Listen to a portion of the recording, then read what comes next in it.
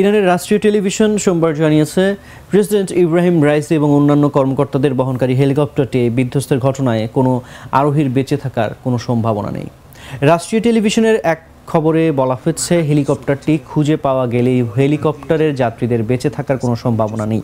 ইরানের এক কর্মকর্তার বরাত দিয়ে রয়টার্স জানিয়েছে, দুর্ঘটনায় হেলিকপ্টারটি সম্পূর্ণ পুড়ে গেছে। ওই কর্মকর্তা বলেন, প্রেসিডেন্ট রাইসিকে বহনকারী হেলিকপ্টারটি দুর্ঘটনায় সম্পূর্ণ পুড়ে গেছে। দুর্ভাগ্যবশত কোনো আরোহী বেঁচে থাকার কোনো সম্ভাবনা নেই।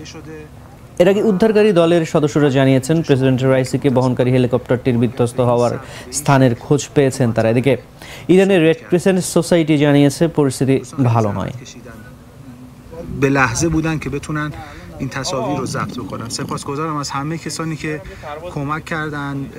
تصاویر توسط پهپادهای جمعیت هلال احمر که جزء داوطلبین ما هستن تهیه شده و